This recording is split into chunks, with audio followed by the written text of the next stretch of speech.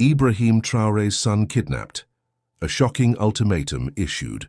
The son of Captain Ibrahim Traoré was kidnapped. The captors issued a chilling ultimatum.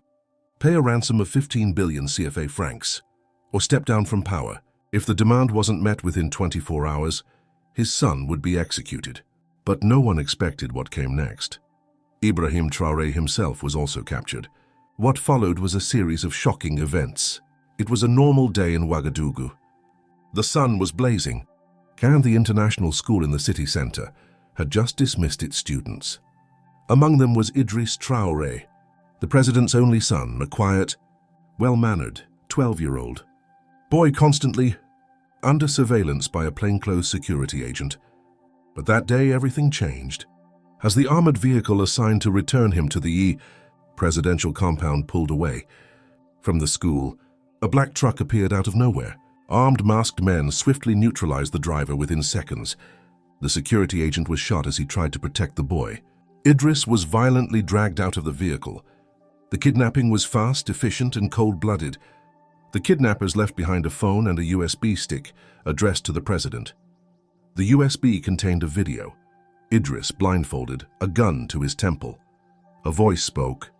"Captain Ibrahim Traoré, you have 24 hours. Either pay 15 billion CFA francs or step down from power.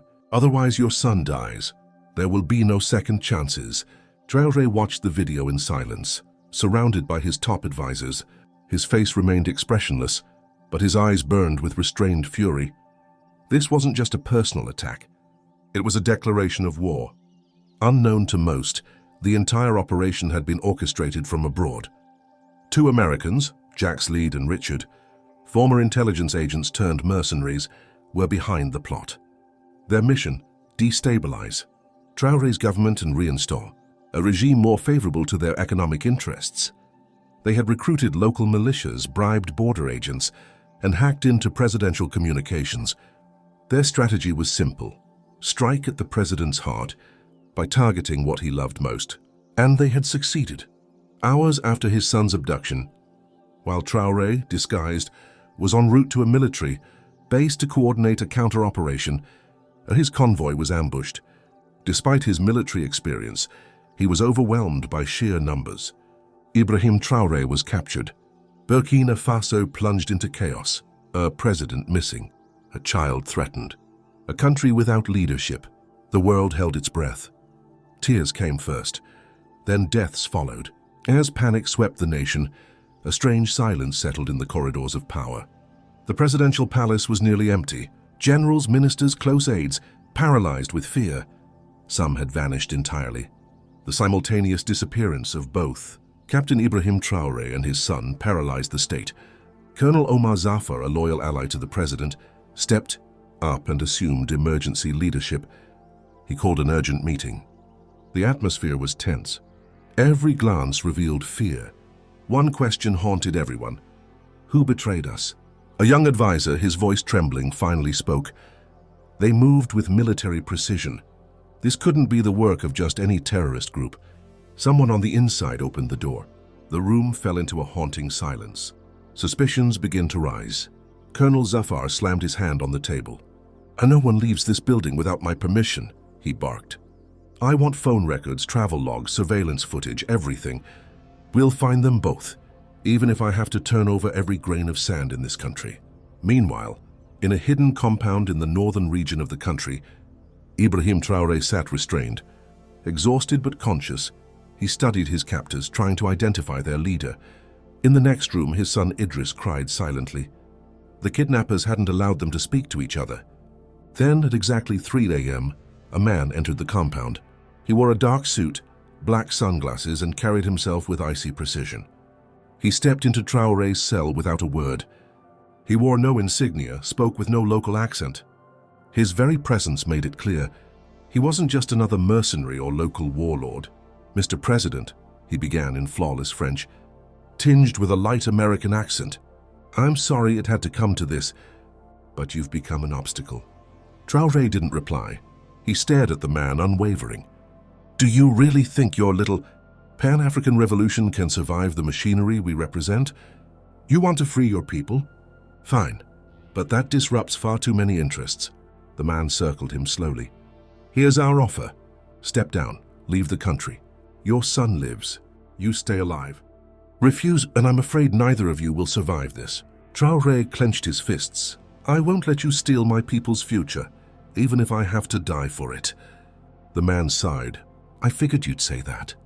Let the show begin. Hours later, a video was sent to major international media outlets.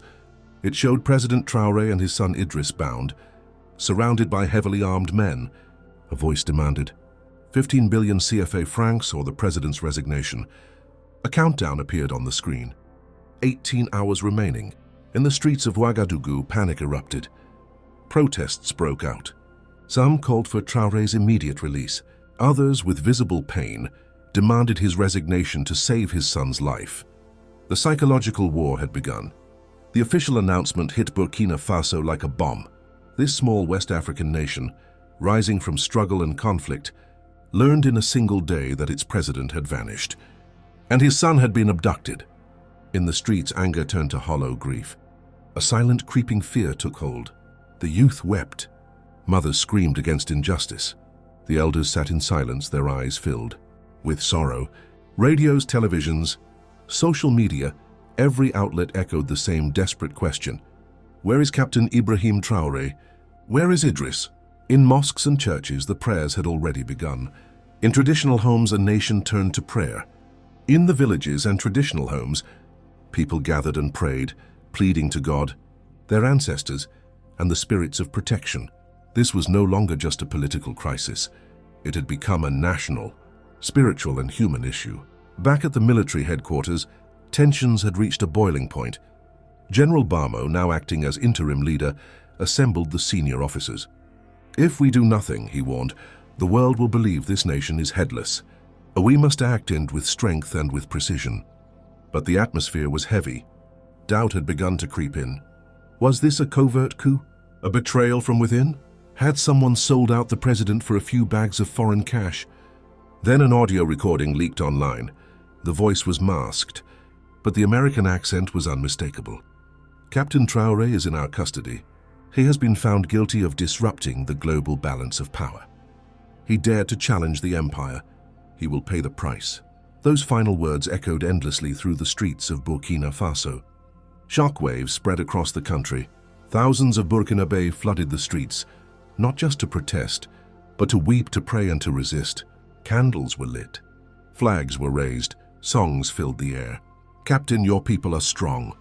We will not betray you." In some neighborhoods, peaceful protests turned into rage. Western symbols were burned. Protesters accused the United States and France of plotting the conspiracy. Some attacked NGO offices, suspecting them of being fronts for foreign intelligence. A respected elder stood before a large crowd and said, "When the lion is wounded, the savannah goes silent. But when the lion rises, everyone runs." The phrase spread like wildfire. Youth across the country were now ready to fight. Groups of volunteers armed with machetes, spears and old rifles began patrolling roads, hunting for any trace of the kidnappers. Meanwhile, in a small village in the north, an old woman made a startling declaration. "I know where the child is," she said. "I saw him in a dream, in a metal cage watched by 2 white men. He's thirsty. He's crying. But he's alive." Desperate for answers, intelligence officials dispatched a team to investigate. Nothing was ruled out, not even dreams. What the people didn't yet know was that Captain Traoré was still alive. He was listening, watching, planning his counterattack. In his dark cell, Traoré regained consciousness. His hands were bound, his vision blurry. The floor beneath him was cold, probably concrete. There were no windows, only a blinking red light overhead. His head throbbed. They had drugged him. He had been moved to a secret location where even silence sounded, louder than gunfire. Before him stood 2 men, their faces cold and unreadable. Louder than gunfire. Before him stood 2 men, their faces cold and unreadable. A lion in chains, but still breathing. Their voices were unfamiliar, but their accents were unmistakable. "Welcome to our little theater, Mr. President," one of the men said in icy, perfect English. The other added, "We warned you. You've gone too far. Now you're going to learn who really runs the world." These were not Burkinabe. not even Africans. They were American special agents, sent on a dirty mission to destabilize the region. One of them pulled out a tablet and played a video. It showed Idris, Ibrahim Traoré's son, tied up and terrified, crying in a dim room. 1 billion West African francs, or you both disappear forever, Captain. But what they didn't know was this. Ibrahim Traoré wasn't just any man. He was a soldier, a strategist, a son of Burkina Faso's soil. Even bound and exhausted, his mind stayed sharp. He knew one thing with absolute clarity. If my people know I'm alive, they will rise. And so he had left behind a contingency plan, a secret signal, a hidden message, a silent code. While his captors tried to break him with psychological torment, Traoré studied the room, the routines, their faces. He knew he had hours at most. Maybe one chance. In that pitch-black cell, he thought of his country, his soldiers, his son. He closed his eyes and whispered a prayer, not for peace, but for resistance, for war. I will not die here. Not today, not like this. At the same time, in a secret military facility in Ouagadougou, Commander Zef, Traoré's most loyal comrade, received a strange signal, a coded phrase that only Ibrahim could have sent. It came through a long-abandoned, encrypted satellite channel. The message was brief. The lion is asleep, but still breathing. Zef knew instantly. The captain was alive, and he needed help. Operation Red Sky was activated. Satellites were rerouted. Drones were launched. Burkinabe special forces, trained in Russia and China, were mobilized in total secrecy. The clock was ticking. Only 6 hours remained until the kidnapper's final deadline. Back in the cell, Traoré wasn't waiting to be rescued. He was planning his own escape. At midnight, rain began to fall. In the desert, of all places. No one would think to look for a prisoner here. But even in that damp, pitch-dark cell, Traoré's focus was razor-sharp. He knew every sound. The pattern of footsteps, the shift changes, the distinct click of a faulty lock. Every system has a weak point, and in this prison the weakness was arrogance. His captors trusted their power too much. At 2:01 a.m., Agent Marshall entered the room alone, a pistol at his waist, coffee in hand.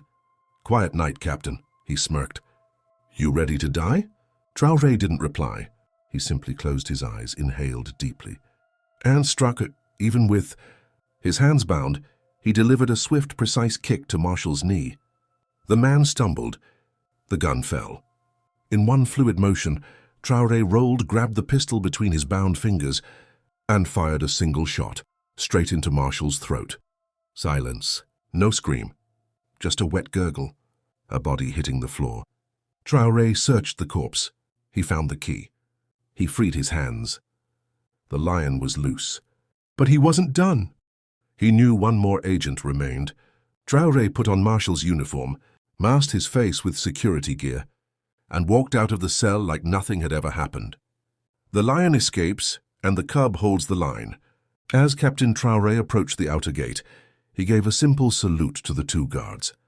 They didn't recognize him, but as he neared the control panel, an alarm blared. Someone had found the body. The chase began, ruthless, unforgiving. Traoré jumped into an old 4x4, slammed the gas, and burst through the security barrier. Bullets ripped through the air as he swerved through the desert. 3 heavily armed vehicles gave chase, but Traoré was a soldier. He knew the terrain. He used hills to shield himself, rocks to mislead. One enemy truck got stuck in the mud. Another hit a forgotten landmine and exploded in flames. One pursuer remained. At a sharp bend, Traoré jumped out of the moving vehicle, letting it tumble down a ravine. The last enemy followed, thinking Traoré was still inside. Big mistake. Hiding in a narrow crevice, Traoré waited and silently killed the man. He was finally alone in the desert, free. But he was wounded, starving, without communication. He walked barefoot for 3 hours under the burning sun. His face scorched, his body aching, but his spirit burned with purpose. At dawn, a drone appeared overhead. He raised both hands in a military signal. The drone hovered, zoomed in, flashed its light 3 times. It recognized him. 4 minutes later, a Burkinabe military helicopter landed. Soldiers rushed out, stunned. "Captain." "I'm alive," Traoré said, cutting them off. "But they have my son." He climbed aboard. The mission had changed. This was no longer about survival. This was about revenge. While Traoré escaped death in the desert, his 12-year-old son, Malik, was barely holding on, imprisoned in a cold, dark room inside an abandoned military base in Burkina's savannah. No windows, no natural light, only a pulsing red surveillance light, 24/7. Malik was tied to a chair, wrists bruised by the ropes. Still, not a single tear fell. He was his father's son. He didn't cry. A tall man entered, shaved head, scarred cheek, spoke with a cold American accent. "Your father has 12 hours. Then this ends."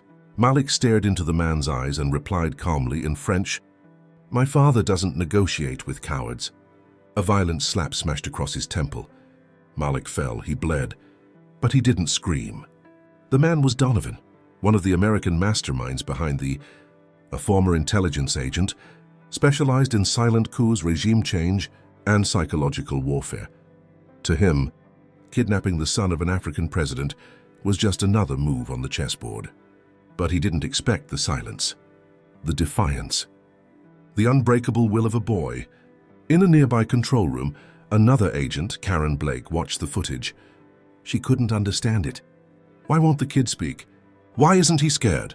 Donovan replied without blinking. "Because he knows. He knows his father's coming." The plan moved forward.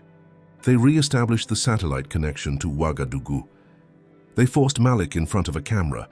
"Say it," Donovan ordered. "Tell them, if your father doesn't step down, you'll die." But Malik refused. Every recording attempt failed. He stayed silent, or insulted them. Once he even spat on the camera. Time was running out. In Washington, a classified call was made to the State Department. "It's almost over," someone said. "In 10 hours, Ibrahim Traoré will be history." They didn't know.